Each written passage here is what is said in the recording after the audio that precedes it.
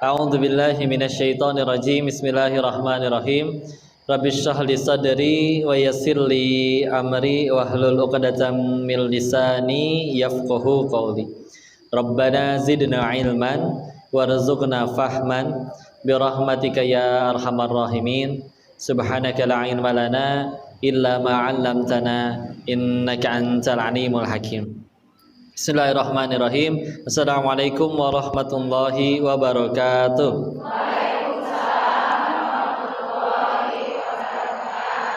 Alhamdulillahirabbil alamin. Alhamdulillahilladzi anzala sakinata fi qulubil mu'minin liyazdadu imana ma'a imanihim. Segala puji hanya kepada Allah, Rabb semesta alam yang masih mengizinkan kita sehat hari ini. Bunda sehat semuanya? Acisna sehat, Acis?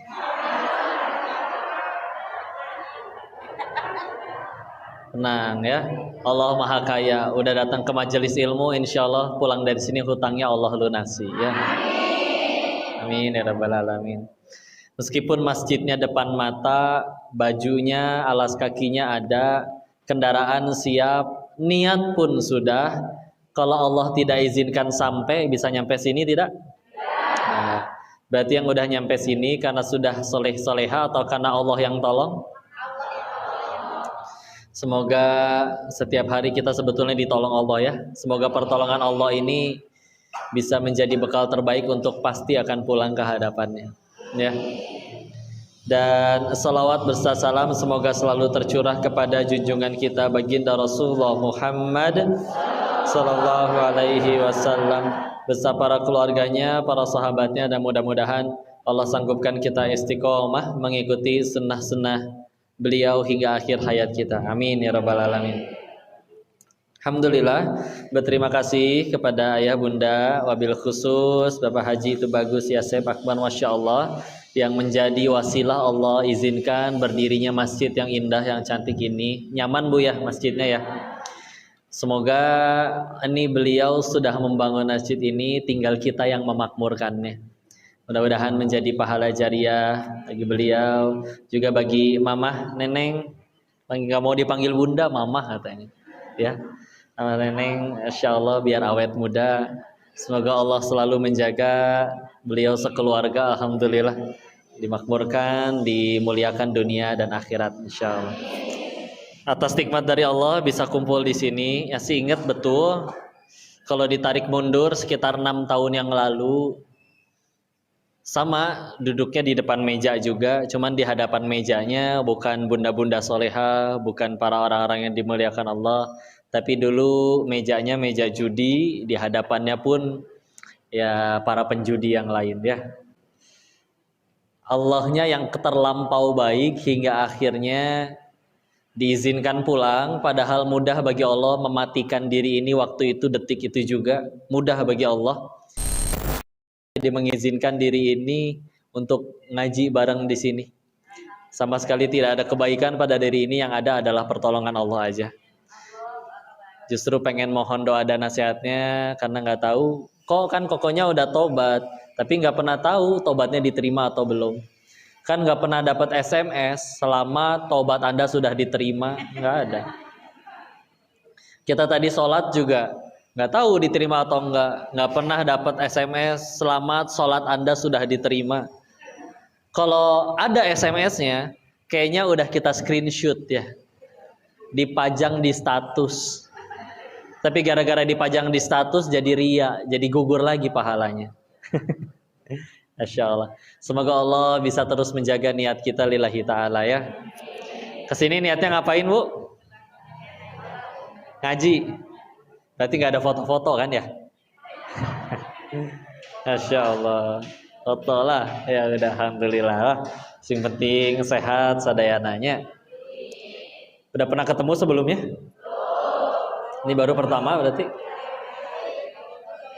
Di TV. Bagus di TV, di YouTube apa di yang asli?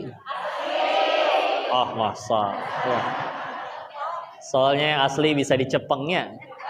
Insya Allah ya. Ya ini aslinya mah begini ya, banyak dosanya, banyak kurangnya. Lalu ya udah berarti kenalan lagi dulu.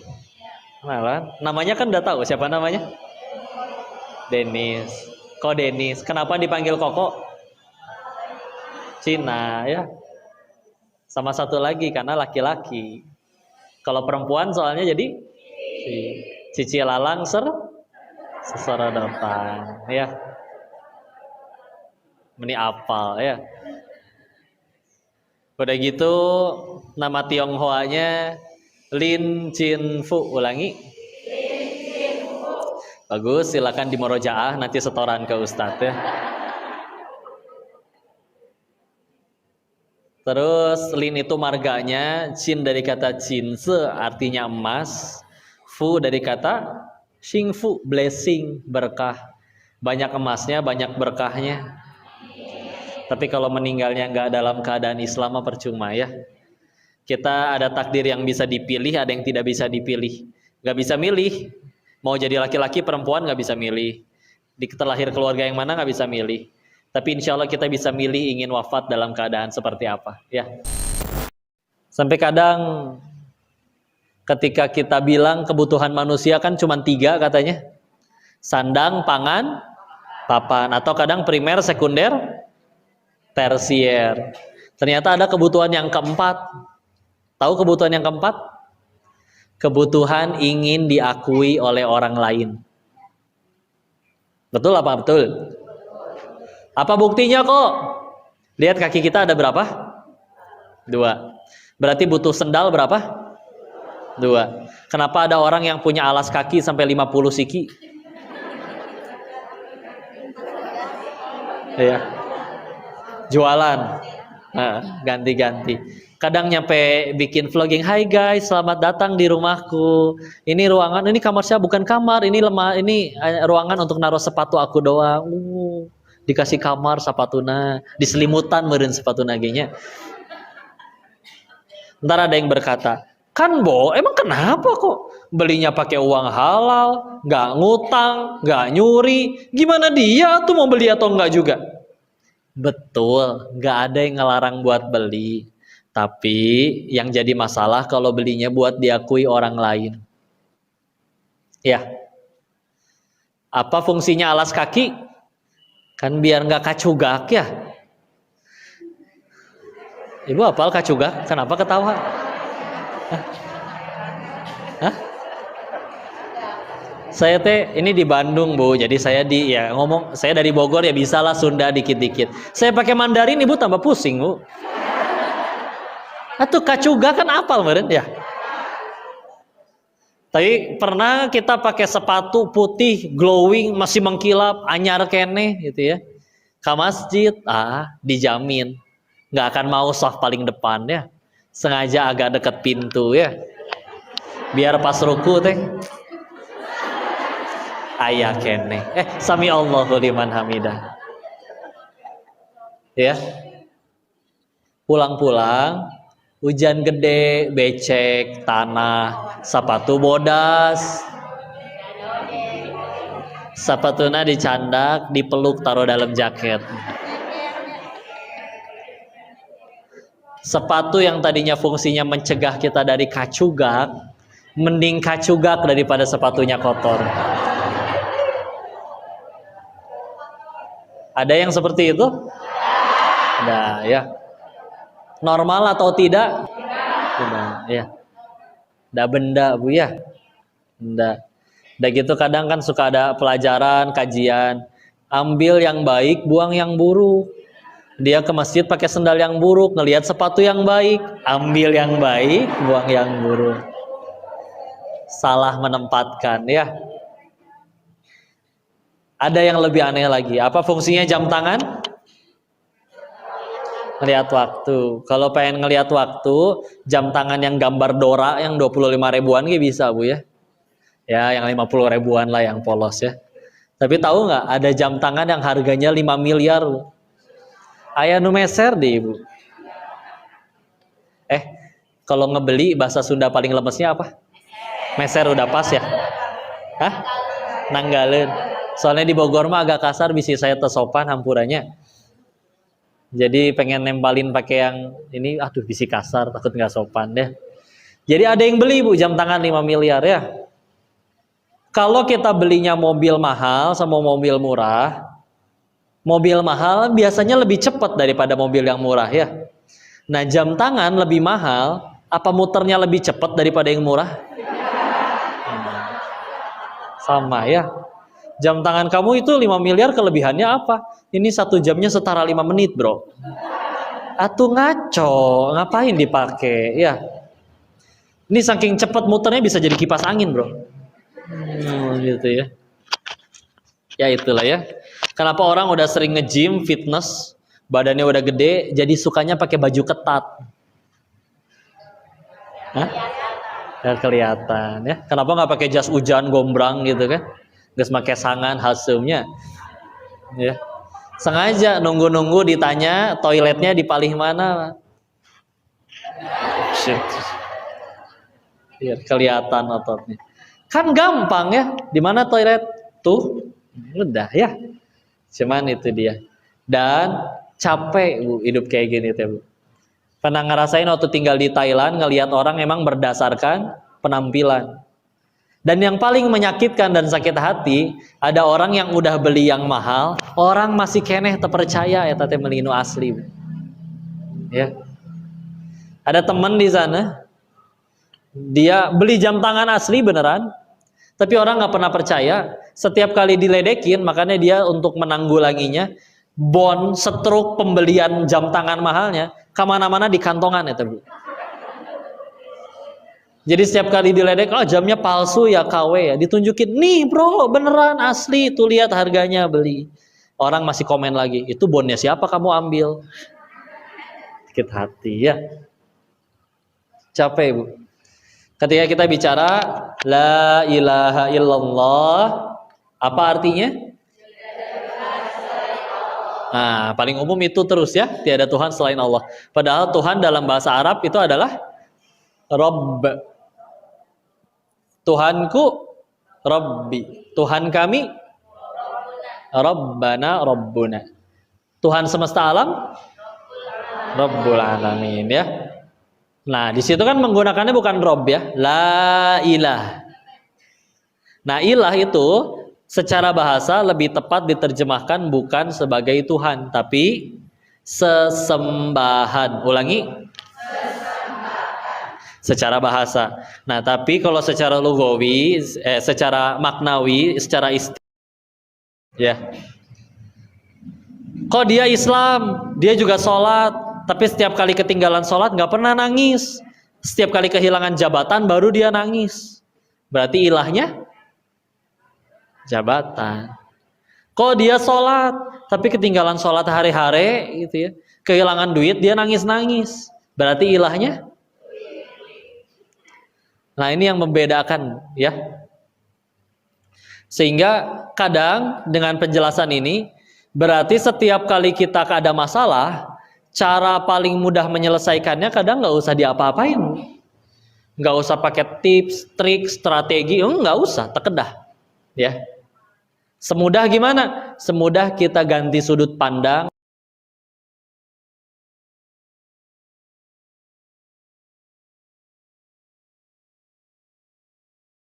Itu masalah bisa selesai.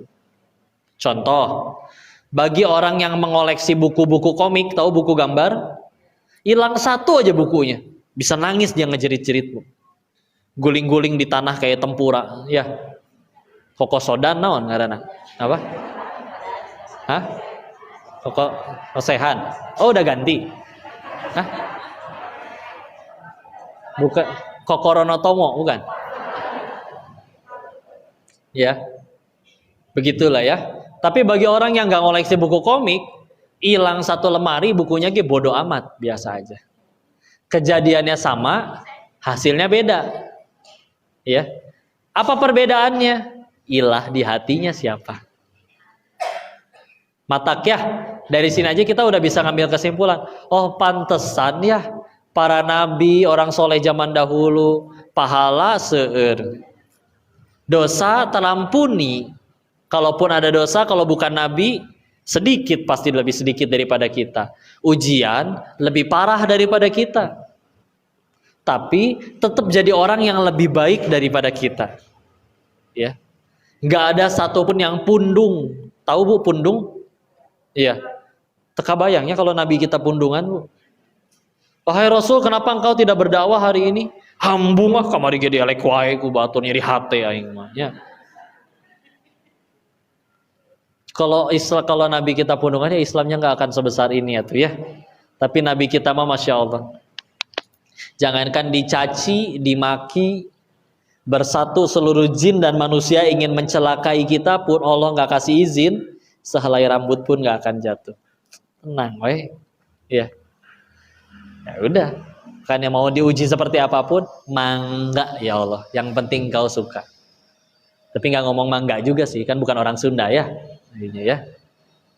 Tapi jadinya jelas, sehingga kita setiap kali kita ngerasain yang nggak enak nih, bantuin orang, orangnya malah nyebelin, ya, orangnya nggak balas budi, udah, terus kita sakit hati, tanya we dalam hati, emang selama ini kita bantuin orang itu buat apa? Kalau kita masih sakit hati, oh bisa jadi selama ini emang saya belum pengen surga kali ya, ya. Nah bisa jadi ada ada dosa kita yang belum bisa terhapus. Ya amalan kita sakit itu Bu, amalan saya lah ya. Sholat sering lupa rokaat misal, istighfar gitulah, sedekah komodeinya. Tapi kadang cita-cita nggak nanggung. Ah saya mah surganya pengen tetanggaan, sareng Nabi. Malaikat geleng-geleng Bu, sing balik atuhnya. Nah ditolong sama Allah. Ada yang nyakitin, ada yang mencaci, ada yang memfitnah. Lumayan Bu itu gugurin dosa. Karena pahit kan ujungnya cuma dua ya. Kalau nggak gugurin dosa, meninggikan derajat. Udah dua itu doang. Ulangi. Kalau tidak menggugurkan dosa, meninggikan derajat. Tadi dalam bab gugurin dosa. Dalam bab meninggikan derajat, bisa jadi Allah pengen ngangkat derajat seseorang. Sama, ibadah sakitu-kituna. Kita bukan kayak Imam Ahmad bin Hambal, sehari semalam sholatnya tidak pernah kurang dari 300 rakaat. Imam Ahmad. Tapi pengen naik derajatnya di sisi Allah. Gimana caranya? Ditolong ke Allah. Ada yang nyakitin, ada yang mencaci. Ya, tambah mulia derajatnya di sisi Allah. Jadi setiap kali kita ngadapin yang gak enak, bantuin orang dijahatin, dianya malah nggak balas budi, malah kitanya yang dijahatin. Gimana kok udah nolongin orang dianya malah jahat? Atau dia yang rugi? Kan dia yang jahat. Ya? Kenapa? Ambil tisu. Lanjut ya. Kan dia yang jahat, dia berbuat jahat, transfer pahala ke kita. Pahala dia habis, dosa kita diangkut. Kan butuh pahala dan penggugur dosa ke surga. Ya.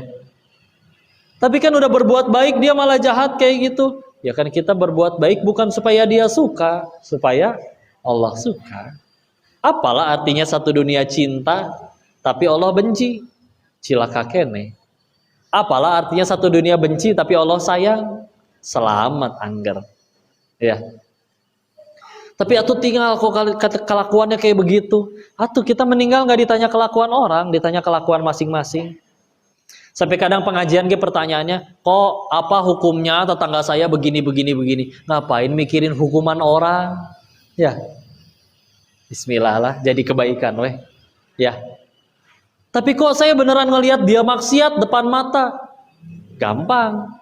Kalau orang maksiat depan mata, tinggal tanya, orang yang habis maksiat itu mati nggak setelah bikin maksiat? Enggak sih, masih hidup. Sederhana, berarti kata yang punya langit dan bumi, Allah aja masih kasih dia kesempatan. Ya. Ini ayatnya nih Bu. Quran surat 35. Ini ayat yang menenangkan hati banget. Surat ke-35, surat Fatir, pas sebelum Yasin ya. Surat Fatir di ayat terakhir, ayat 45. Pas pojok kiri atas, di atasnya Yasin. Allah berfirman, a'udzubillahi minasyaitonirrajim, bismillahirrahmanirrahim. Walau yu'akhidullahu an-nas bima kasabu ma taraka ala dhahriha min dabbah walakin yuakhiruhum ila ajalim musamma. Artinya, kalau sekiranya setiap manusia bikin dosa, kontan Allah balas detik itu juga azabnya, kata Allah, tidak tersisa satu makhluk bernyawa pun di muka bumi ini. Habis, Bu. Pertanyaannya, kenapa kita seerkeneh di dia, Bu, masih pada hidup? Allah jawab sendiri, walakin yuakhiruhum, Allah akhirkan bagi mereka sampai waktu yang ditentukan.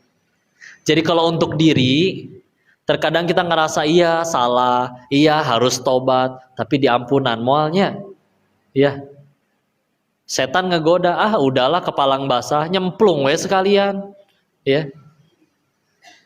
Maka hati-hati, itu waswas syaiton. Karena kalau Allah udah benci sama kita, mudah Allah matikan kita detik itu juga. Pertanyaannya, kenapa kita masih hidup? Allah nungguin tobat kita, ya.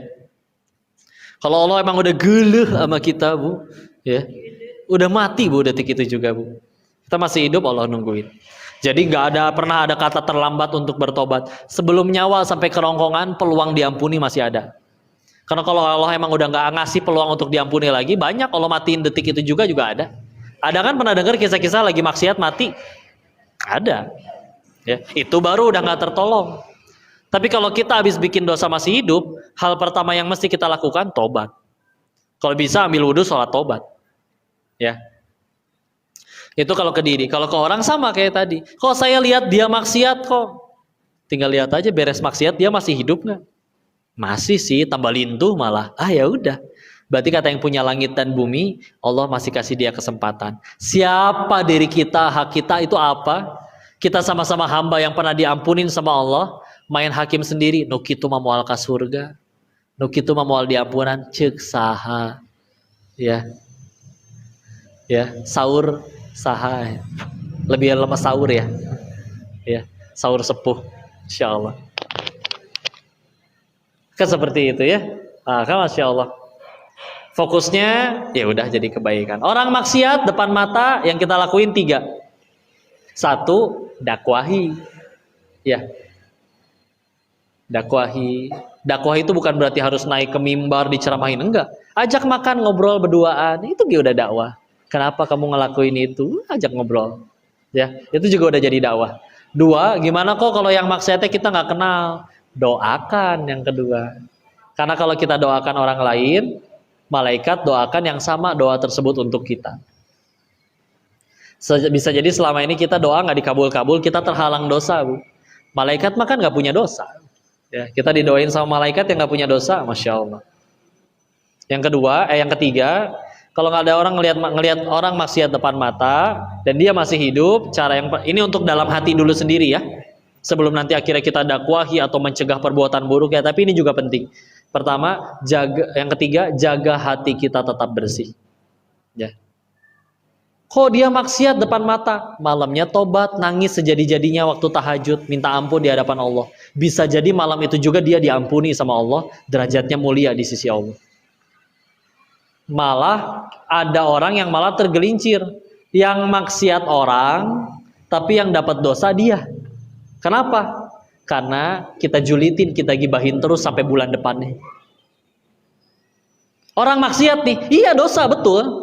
Malamnya tapi dia tobat. Kita yang ngelihat dia maksiat karena gagal ngejaga hati, dijelek-jelekin terus tentang dirinya. Orangnya udah diampunin, dia yang bikin dosa, dia yang bikin maksiat, karena kita gagal jaga hati, kita yang dapat dosa. Rugi nggak? Rugi pisan. Yang maksiat orang, yang dosa kita. Ya, masya Allah, mudah-mudahan yang dibahas itu bisa jadi manfaat, bisa jadi kebaikan, dan bisa kita amalkan insya Allah. Mungkin segitu dulu yang disampaikan, izin dikembalikan kepada Ustazah untuk masuk ke sesi selanjutnya. Insyaallah. Billahi taufiq wal hidayah. Assalamualaikum warahmatullahi wabarakatuh.